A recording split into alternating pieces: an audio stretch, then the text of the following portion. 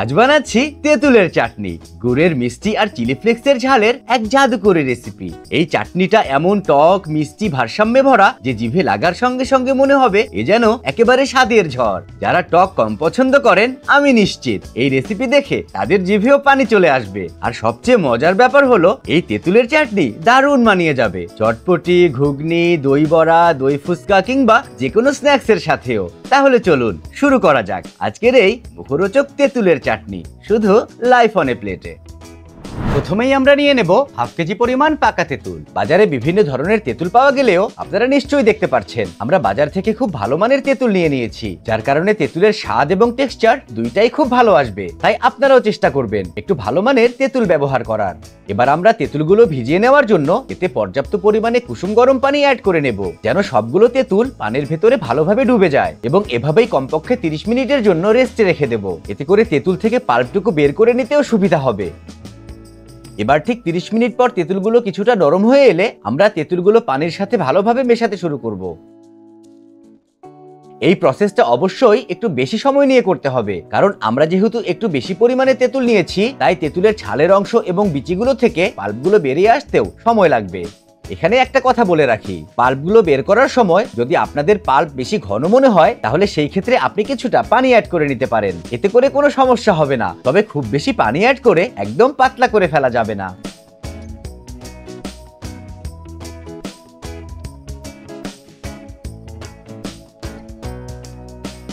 আপনারা নিশ্চয়ই দেখতে পাচ্ছেন আমরা তেঁতুলের বাড়তি অংশগুলো কিভাবে চেপে চেপে এর থেকে পাল্পগুলো আলাদা করে নিচ্ছি। এই সময় আমরা যতটুকু সম্ভব তেঁতুলের বাড়তি অংশগুলো আলাদা করে নেব, এতে করে পরে পাল্পগুলো ছেঁকে নিতে সুবিধা হবে। এখানে ওয়েস্ট কমানোর জন্য আপনারা চাইলে তেঁতুলের যে বাড়তি অংশগুলো আছে তাতে কিছুটা পানি অ্যাড করে মিশিয়ে নিতে পারেন, যার কারণে এতে লেগে থাকা পাল্পগুলো পুরোপুরিভাবে পানিতে মিশে যাবে এবং বাকি পাল্পের সাথে অ্যাড করে নিতে পারবেন। তেঁতুলের পাল্প থেকে মোটামুটি সব বাড়তি অংশগুলো বের করে নেওয়া হলে এবার আমরা একটি বড় সাইজের আলাদা পাত্রে স্টেইনার বসিয়ে নেব এবং এতে আমাদের তেঁতুলের পাল্পগুলো ঢেলে নেব। আমি কিন্তু অনেককেই দেখেছি যারা এই স্টেপটা পুরোপুরিভাবে এড়িয়ে যায়, তবে আমার মতে এই স্টেপটা কিন্তু খুবই গুরুত্বপূর্ণ, কারণ আমরা যখন তেঁতুলের পাল্পগুলো ভালো করে এভাবে ছেঁকে নেব তখন এর যত আঁশ এবং ছোট ছোট দানাগুলো থাকবে তা সেপারেট হয়ে যাবে এবং এর কারণে তেঁতুলের চাটনিও খুব সফট আর স্মুথ একটা টেক্সচার ধারণ করবে। আপনি যখন এই অসাধারণ তেঁতুলের চাটনির সাথে কোনো স্ন্যাক্স, ফুচকা বা চটপটি খাবেন তখন এসব খাবারের মাউথফিলটা নষ্ট করবে না। বিশ্বাস করুন, এই তেঁতুলের চাটনি যদি একটু কষ্ট করে আপনারা ঘরে বানিয়ে নেন তাহলে বাসায় তৈরি করা বা বাইরের যে কোনো স্ন্যাক্সের সাথে এই চাটনিটা খেতে খুবই অসাধারণ লাগবে। তাই অবশ্যই একবার বানিয়ে দেখবেন।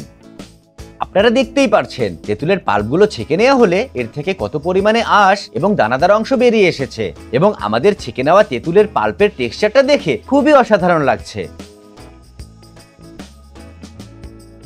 যদিও এখনো আমাদের চাটনি তৈরি হয়নি, তবুও পাল্পগুলো দেখেই কিন্তু বোঝা যাচ্ছে এটি কতটা লোভনীয় দেখাচ্ছে এবং মনে হচ্ছে এখনই মুখে পানি চলে আসবে।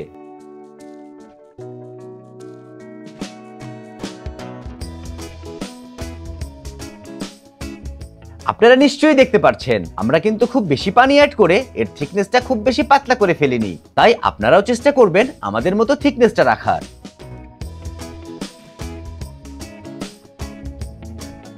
এবার আমরা চলে যাব আমাদের তেঁতুলের পাল্পগুলো দিয়ে একটি অসাধারণ এবং সমস্ত সসকে হার মানিয়ে দেওয়ার মতো তেঁতুলের চাটনি বানানোর প্রসেসে, যার জন্য একটি বড় সাইজের রান্নার হাঁড়িতে নিয়ে নেব 600 গ্রাম আখের গুড়। আপনারা নিজেদের চাটনিতে নিজেদের স্বাদ অনুযায়ী মিষ্টির পরিমাণ কম বেশি করে নিতে পারেন। এবার তার সাথে অ্যাড করে নেব আমাদের মাত্র ছেঁকে নেওয়া তেঁতুলের পাল্পগুলো। আমি কিন্তু এই চাটনিটি তৈরি করার জন্য আখের গুড় ব্যবহার করেছি, তবে আপনারা চাইলে এর পরিবর্তে খেজুরের গুড় অথবা চিনিও ব্যবহার করতে পারেন। এই সময় চুলার আঁচ মিডিয়াম হিটে রেখে আমরা নেড়েচেড়ে তেঁতুলের পাল্পের সাথে গুড়গুলো মিশিয়ে নেব। এই সময় অবশ্যই অনবরত নাড়তে থাকতে হবে, যেহেতু এর ভেতর আমরা গুড় অ্যাড করে নিয়েছি, তাই আমরা যদি ঠিকমতো মেশাতে না থাকি তাহলে নিচে লেগে যেতে পারে এবং পুরো চাটনির স্বাদে অনেক পার্থক্য চলে আসবে। আমরা এখানে প্রায় 10 মিনিট ধরে তেঁতুলের পাল্পের সাথে গুড়গুলো ভালোভাবে মিশে চাটনিতে বয়েল চলে আসা পর্যন্ত রান্না চালিয়ে যাব।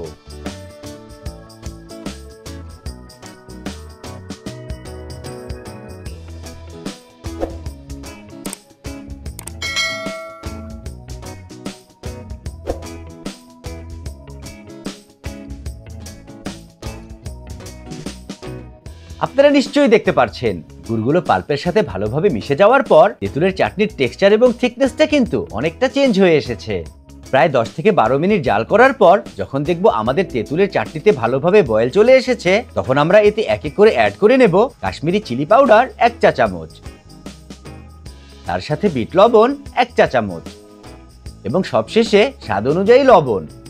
আমরা এখানে কাশ্মীরি চিলি পাউডার ব্যবহার করেছি শুধুই এর রং এবং ফ্লেভারের জন্য।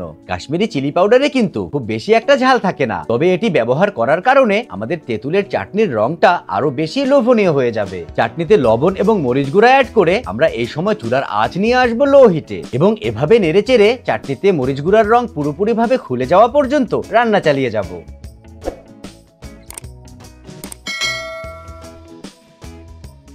প্রায় 10 মিনিট পর আপনারা নিশ্চয়ই দেখতে পাচ্ছেন আমাদের তেঁতুলের চাটনির রং কতটা চেঞ্জ হয়ে গেছে এবং তার সাথে এর থিকনেসটাও কিন্তু আগের থেকে বেশ অনেকটা পাতলা। কিন্তু এই রান্না শেষ হতে হতে চাটনির থিকনেসটা কিন্তু আবার আগের মতোই ঘন হয়ে আসবে।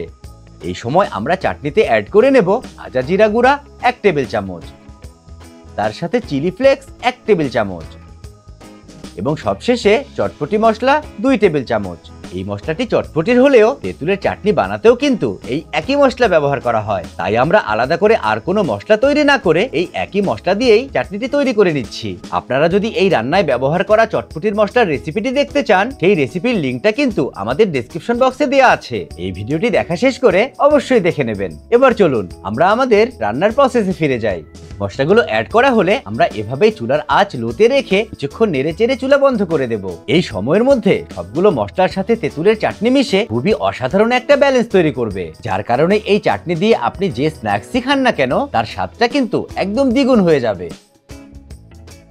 এবার চলুন দেখে নেই রান্না শেষে আমাদের চাটনি কতটা অসাধারণ এবং লোভনীয় দেখাচ্ছে। এখানে না বললেই নয়, তেঁতুলের চাটনিটা দেখে সত্যি একদম মুখে পানি চলে আসার মতো। এবার আমরা চলে যাব দেখতে যে এই চাটনিটি দিয়ে খাওয়ার জন্য আমরা কি কি তৈরি করে নিয়েছি। যখনই কেউ চিন্তা করে যে তার কিছু একটা টক খেতে ইচ্ছে করছে, তখনই তার একবার হলেও ফুচকার কথা মনে পড়বে। তাই আমরা এই অসাধারণ চাটনিটির সাথে নিয়ে নিয়েছি দই ফুচকা এবং বিশ্বাস করুন এই ফুচকার সাথে টকের কম্বিনেশনটা কিন্তু একদমই দুর্দান্ত। এছাড়াও আমাদের ঘরে বানানো যে কোনো স্ন্যাক্স যেমন French fry, nuggets, burger, dal puri, Mughlai অথবা যে কোনো ফ্রাই আইটেমগুলোর সাথে এর স্বাদটা কিন্তু একদমই অতুলনীয়। আপনি একবার ট্রাই করলে আর টমেটো সস খেতেই চাইবেন না। তৈরি হয়ে গেল আমাদের অত্যন্ত লোভনীয় এবং অত্যন্ত মুখরোচক আর মজাদার তেঁতুলের চাটনি। এভাবেই প্রতিদিন প্লেটে পরিবেশন করছি জীবনের স্বাদ। লাইফ অন এ প্লেটের সাথেই থাকুন, স্বাদ থাকুক মনের মাঝে। ভালো থাকুন, সুস্থ থাকুন, রান্না করুন। ধন্যবাদ।